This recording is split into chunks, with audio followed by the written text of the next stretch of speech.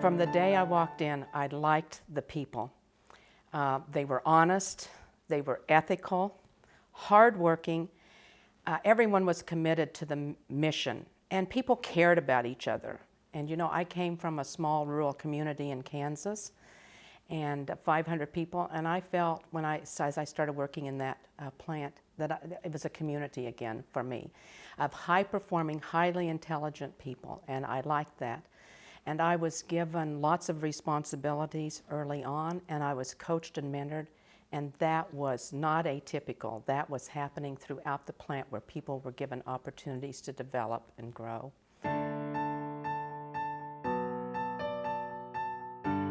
I think that as long as there are nuclear weapons out in the world, and we have a nuclear weapons complex, the best companies, the most ethical companies, the most business savvy in terms of performance, treating people right, focusing on the customers, need to be running those nuclear and non-nuclear sites.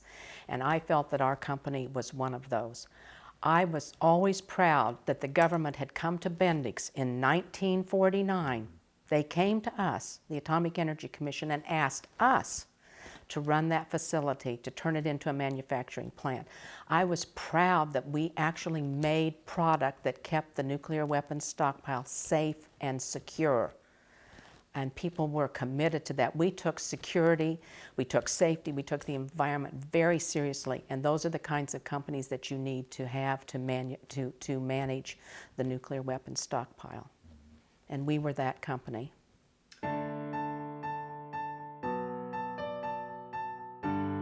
Another fond memory is Lou Smith being named president, and then he made me his vice president, and we would get there early in the morning sometimes, and one of us would go down to the machines, and he would get a Diet Coke, and I would have the Diet Dr. Pepper, and we would sit in his office, often it was dark outside, and talk about the business and things that needed to be decided. That was really important. About 50 years, we'd had the contract 50 years in 1999, and the government decided that our contract needed to be competed. Not because of poor performance, because we were always top performers, delivering on time, providing quality products and services, but because it hadn't been competed. They felt that they needed to. Everything else had been competed. So the senior leadership worked off-site with Dennis Cummings as the proposal manager. And we were working 18-hour days, and the business was managed mainly by a few leaders and the managers. You know, the business didn't deteriorate at all. Performance went along just as well as it had been, and we won that proposal. And then we bid on the Pantex bid. We were part of the team that did that, and we won that. So then we finally were starting to take on more business within the nuclear weapons complex and winning contracts. We knew how to do it, which I think was a benefit to the Department of Energy because Honeywell really runs a good contract and is a good company to do that. Another fond memory is wandering around the plant, talking to people. I could be tired, I could be cranky, but when I walked around the plant and talked to associates, wherever I was, in the factory, in the offices, I always felt welcome, I always felt supported, I always felt that people were working strategically to accomplish what we needed to do, and that's a really fond memory. I did get lost a number of times because I have no sense of direction, but everyone managed to steer me in the right direction. We put in an enterprise resource planning system. We always shipped to the customer pretty much 100% on time, a quality product. But the machinations we had to go through internally to get there. And with an ERP system, we learned how to ship on time to each other. And I'm really proud that all the associates in engineering, manufacturing, program management, quality, all worked together to learn how to use this off-the-shelf system that we didn't tinker around with, and we changed our systems to fit it, and that made it a lot easier for us. The Six Sigma culture is another fondness that people really resonated with that and learned how to manage their own business. We stopped being quite so hierarchical and more horizontal, and fewer layers of management and people taking responsibility, using the tools that the corporation gave us, and deciding what to do with them and how to achieve the goals. I thought people were more empowered. That's another fond memory. The open houses that we had, Lou had the first one, and getting to have your family come and see where you worked. And then I think we had 2 when I was president. And it was just fun to see people being so proud to show off their workstation or their work area. The relationships that we had with the union and the union leaderships. We had the United Plant Guard Workers and the IMAW in our leaders in our staff meetings. We opened the books, we shared everything with them. They were part of our leadership team. That was pretty unusual in that day and age. So winning the Missouri Quality Award. Missouri's one of the 3 toughest states to win the Quality Award in, and we won that. And that took everybody in the plant working together to do that. So those are some of my fondest. There's so many, but those are just a few of them, yes. I think that I was selected to be president because I'd been mentored and coached and developed, and I really knew more about the business maybe than some people thought I did, having been a counsel, but I served as vice president. I went off to work in Maryland, the first vice president they'd ever had at BFEC, Bendix Field Engineering. You know, V.L. Ritter coached and mentored Dana and Lou. Dana was the regional counsel who hired me. Lou and Dana and Mr. Sharp, Bill Sharp, counseled and coached me, and so it continued on.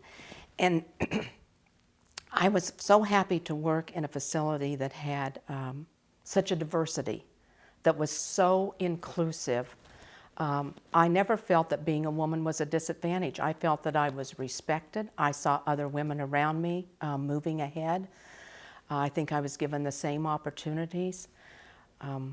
I knew that I was a forerunner of what was happening, not only at Federal Manufacturing and Technologies, but also within Allied Signal, because I was the first woman there, I believe, to run a business. And I would sit at a table monthly with the senior leaders in Allied Signal. I'd be the only woman at the table.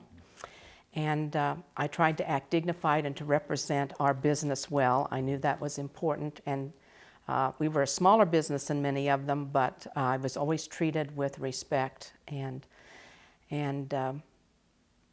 I just have very fond memories. Sometimes being the only woman, like the only woman with all the lab directors and plant directors, you stand out. So if you can do well, it does well for your business. And my concern was always not what people were thinking of me, but I'm representing Allied Signal, Honeywell, Federal Manufacturing Technologies, and we have to put our best foot forward and be very professional, be very well prepared, work very hard, and show them that we know what we're doing, and we will deliver. The important thing is not talking about it, but actually delivering what you commit to.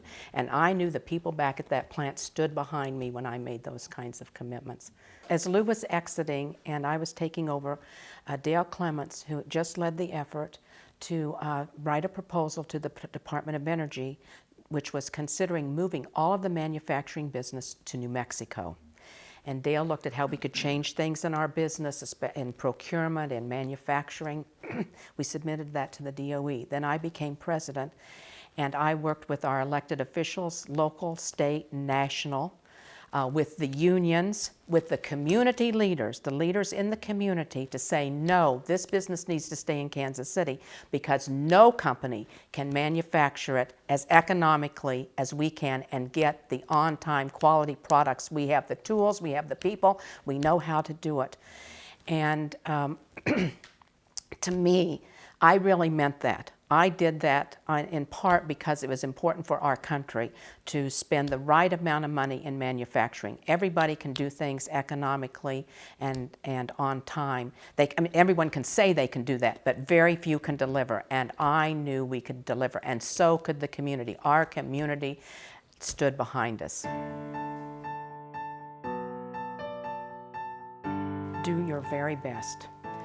Obtain as much education as you have. When an opportunity comes to do something that's totally outside your realm of expertise or comfort zone, do it. Don't seem like you lack confidence. Let me tell you, a lot of men lack confidence, but they don't act like they do. So put on the facade and always take things and break it down bit by bit. You do the first step, the second step, and it will come. And if you try your very hardest, and if you work as a team, if you work as a team person, that's what I liked about Allied Signal Honeywell. We were a we company, not an I company. We work in teams. Learn how to work in teams, learn how to communicate with people, and don't be afraid to speak up and state your views, and then always deliver on your commitments. That's so important. And always give a little extra. You always have to give a little extra. And I saw that in so many women and people of color and other people and white males in the plant. I look at Jackie Hoisington, you know, the first woman director of engineering, who was a first member on the executive team who was not an attorney. I look at Edith Brown, the head of IT, Linda Holland, who took over facilities, you know, Gene Kelly, who was in quality.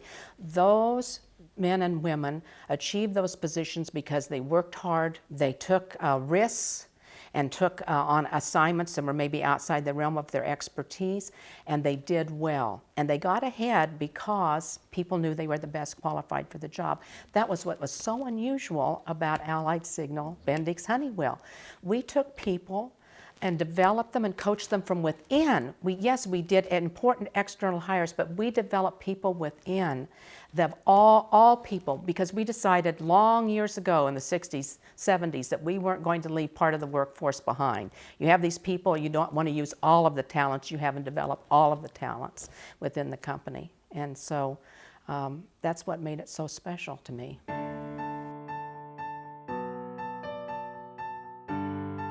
My husband is a veteran. He was served at the hospital at Fort Dix as a psychology technician.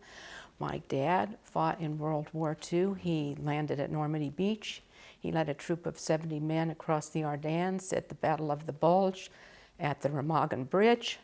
All of my uncles on both sides served in the service. I think it is wonderful that the company is offering them employment opportunities. I'm sure they make excellent employees.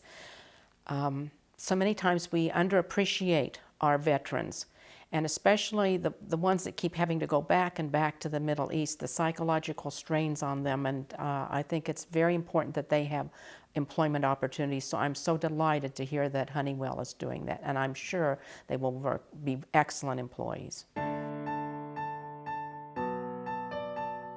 My proudest moment, I think that I was able to leave FM&T and go to another responsible position within Honeywell, the head of Defense and Space, Vice President and General Manager, in charge of marketing, sales, and the aftermarket, and leave the business to Dave Douglas, knowing then that it would also possibly go to Chris Gentili. Just like Lou had left the business to me, and had faith in me, I had faith in Dave and Chris, because they came from that culture, they understood that culture of community, of caring, of commitment to the customer and to the mission and to the American taxpayer. And that is my proudest moment, that we could continue that culture, because as Lou used to say, we're built to last. When you can have this kind of performance continue on and on and on, long after you've left, you know that you've done something right.